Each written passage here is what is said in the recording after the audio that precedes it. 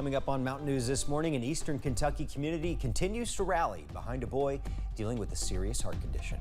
And a special camp kicks off to help kids learn this summer while having some fun at the same time.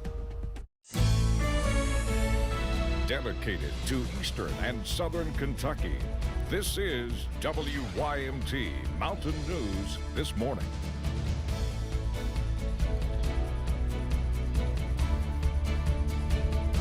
Good morning, I'm Keaton Hall. The time is just about 6:31. Dakota Makers off this morning. Brandon Robinson also off, but good news, we have Cameron Aaron, so let's throw it over to him. Great news, Keaton. We have awesome weather this morning, so that's going to continue for the next little bit, so be sure to get out and enjoy that because we are going to watch some changes as we get later on into today. Let's take a live look over at the London Corbin Airport. Current temperature sitting at 62 degrees under a clear sky. A beautiful sunrise across the mountains right now. Temperatures in the upper 50s to middle 60s, 58 in Manchester, 57 for Harlan, 69 in Jackson, and 62 over in London. All is quiet on radar this morning, but we are watching out for possible strong to severe storms later on this evening. A few of those could be strong with heavy rain and gusty winds, as most of us are included in a level 1 marginal risk for severe weather. I have your full forecast, plus what you can expect for your weekend coming up in just a little bit. Keaton. Thank you, Cameron. Energetic, athletic, smart, and loving are just a few of the words Janisha Johnson used to describe her son, Dianko Howard. The 6-year-old drowned in the Kanawha River Saturday night while fishing, an activity he looked forward to. Kimberly Donahue talked with his mother about what she'll remember most about her youngest son. At 6 years old, Dianko Howard already started to show a big, bright personality. Everything he did with football, basketball, whatever sport he done, he was gonna make sure you knew who Dianko was. His smile was the world. My baby's smile was the world. That's what I have to always remember. It's my baby's smile. Dianko drowned early Saturday morning in the Kanawha River while he was night fishing, an activity Johnson says he talked about during their last moments together. We was outside, just a normal day, having us a cookout, and he was determined for a whole week to go fishing. My sister promised him that she was going to take him fishing. Her sister, 31-year-old Michelle Godsley, who also drowned that night. Our closeness was out this world. And for you to know her was to know me. Janisha says Albin Elementary School is one of the places Dianko was most happy, bringing his joyful, lively spirit everywhere he went. I can remember dropping him off here at school. He get out the car right there, and he just happy, walking with his book bag, just happy. It's Dianko and Michelle's sunshine, she says, that will help her get by. I have no regrets about letting my baby go fishing. They still on their fishing trip, and they just laughing. They having them a good time. I feel them. They're around me. Their spirits, that's what's keeping me going. Donations to help Dianko's family with expenses can go to City National Bank. Anyone interested can make a donation to the Lynn Clater Dianko Howard Fund at any regional chapter. We're learning the name of the man who died after a crash between a tractor trailer and a motorcycle in Laurel County. The crash happened on US 25 near Glenview Road Tuesday morning. Deputies say 55-year-old Edward Markham, died on the scene. The other driver, 63-year-old John Davis, who was in the truck, is uninjured. In Clay County, a FedEx worker is facing charges after deputies found him passed out in a FedEx truck. Deputies say they received calls about a man passed out in a vehicle. They found 24-year-old Colton Withrow. They were able to wake him up. They say he was under the influence. They also found drugs and drug paraphernalia in the vehicle. He's facing drug charges and traffic violation. A rescue team helped a woman after her car ran off the road. Take a look. Wolfe County Search and Rescue helped a 52-year-old woman Monday. They say she went off the road and down a 50-foot embankment on Bethesda Mission Road.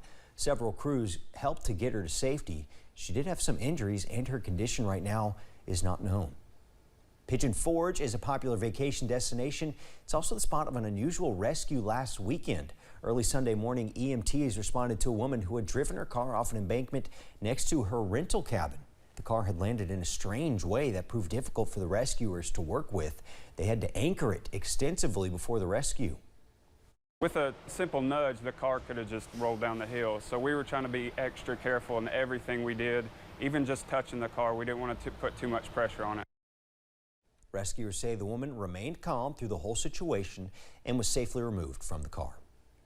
If you're out on the interstate this week and notice a few more Kentucky State Troopers out there than usual, there's a reason for that. Today through Thursday, troopers will be monitoring interstates as part of the Federal Motor Carrier Safety Administration's Safe Drive initiative, targeting unsafe driving behaviors. KSP Sergeant Jason Morris says the initiative is especially important to make sure drivers are operating safely around larger vehicles. These trucks, they can't slow as abruptly as what a passenger car, or they can't even maneuver as quickly as what passenger cars can. And what we like to tell people is if you're following a commercial truck in his mirrors, if you can't see that driver in the mirror, he can't see you. Although this initiative only happens for a short time this month, they hope to see it happen more often in the future. Officers with the Pikeville Police Department took a small parade through the streets Monday, checking in on one of their heroes. Lucas Jones is 9 years old, born with hypoplastic heart syndrome. His family says he essentially only has half of his heart, so the community has rallied behind him with enough love to fill it up, which is why the officers checked in on him Monday after his second heart cath.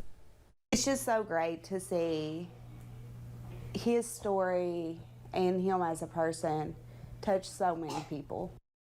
The family says the trials have been scary and they're far from over, but they're grateful to have the community behind them. Pikeville Elementary School is hosting the 13th year of Camp Invention this week and inviting kids out to learn, have fun, and create and invent. WYMT's Jordan Mullins has more. Kids in the Pikeville area are getting a chance to become inventors for a week at Pikeville Elementary School. They get to come here and they get to work collaboratively with one another, and they have a very creative experience. Camp Invention is a summer learning opportunity for kids in kindergarten through 6th grade to be introduced to STEM fields: science, technology, engineering, and math. These kids are ready to get out this summer and learn to do some engineering and science, and just the enthusiasm of the kids is just so heartwarming and exciting. Preparing students for the future. They are learning just the basic steps of the engineering process, what it means to invent something, what it means to think like a scientist, and hopefully we are laying the groundwork and planting seeds for them to be successful when they grow up in the world that they'll live in. While also having plenty of fun. Yesterday when we were all leaving, they were like, I can't wait to come back tomorrow. And that's what we want our camp to be. We want it to be something that everyone looks forward to coming to and enjoying, whether you're a camper or you're helping out with it. We want it to be a fun and exciting experience for everyone. Building the next generation of scientists, engineers, and inventors. In Pikeville, Jordan Mullins, WYMT Mountain News. Stevens also said this was the most kids they've had ever at a Camp Invention at 106, and the camp seems to grow every year. The Kentucky Humane Society launched its new mobile veterinary clinic yesterday. It will travel throughout the state to bring low-cost pet care and spay-neuter surgeries directly to communities that don't have access to affordable vet care. The mobile clinic will include vaccines, heartworm tests, microchips, and flea tick preventatives. It will expand its services to spay-neuter surgeries later this year. We're told today's appointments are full, but availability can be checked at kyhumane.org. Smiths Grove, Kentucky has had not one, but 3 bear sightings within 24 hours. The first one coming from Cash Moore, who says he found the bear just off his property on Pondsville Road. That's south of Smiths Grove. Moore posted the video to social media, where it's now been shared more than 2,500 times. I've lived here in my grandparents' house now for 2 years, and I don't even think I've seen a deer yet here. So it's pretty cool that I see a bear before I do a deer here this close to home. So I hope they stay. I hope more come in the area, and as long as they're not, messing with humans or the animals, then we're all good. Moore said he's not afraid of the bear and believes the sightings around Smith's Grove to be the same bear. Kentucky Fish and Wildlife has advised that the bear should be docile and not hurt anything, so as long as it's given its proper space.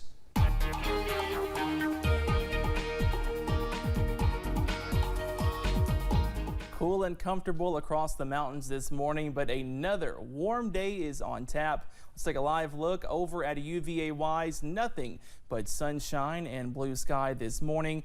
Current temperature sitting at 63 degrees, 66 in Pikeville, 58 in Manchester, and 64 over in Somerset. Dew points a little bit higher today in the upper 50s and lower 60s, so a little bit more muggy as you walk out the door this morning. But all is quiet on Pinpoint Doppler for the moment. We are watching out, though, for some showers and storms to return, especially as we get into this evening and into tonight. High temperatures reaching those middle and lower 90s, and a few of those storms could be strong to severe, so it's going to be a great idea to stay weather aware and have the WYMT weather app just in case. Keaton. Another hot one today. Thank you, Cameron, and thank you for joining us. The time is now 6:41. Still to come on Mountain News this morning. Federal health leaders give a reminder about the dangers of ticks this summer. That's on the way next.